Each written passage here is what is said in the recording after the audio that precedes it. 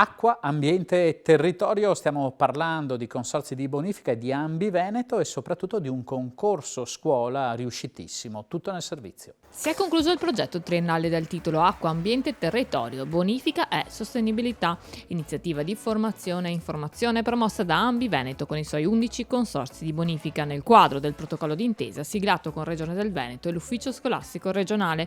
Obiettivo: dare luce all'immenso e indispensabile lavoro proprio dei consorzi di bonifica.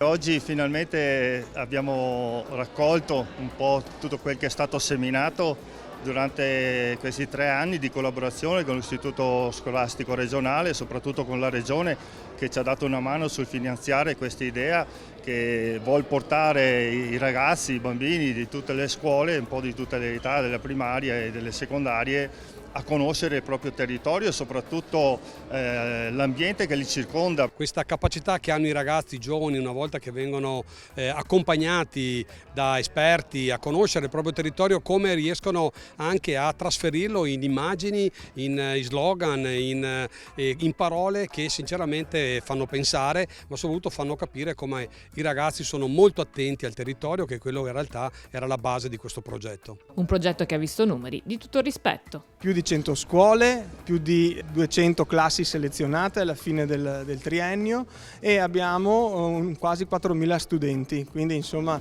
tantissimi studenti che hanno aderito, compresi anche gli insegnanti in questi numeri naturalmente, 700 ore di formazione in classe, autoformazione e anche formazione online. Troppe cose non sappiamo dell'acqua, troppe cose ignoriamo del lavoro della bonifica, di quanto sia importante. E i bambini i ragazzi che sono delle spugne meravigliose, con i loro insegnanti hanno accolto questo bel progetto dei consorzi di bonifica. E io non potevo, visto che ci dobbiamo occupare di cultura ambientale vera, non potevo che sostenere questo bellissimo progetto.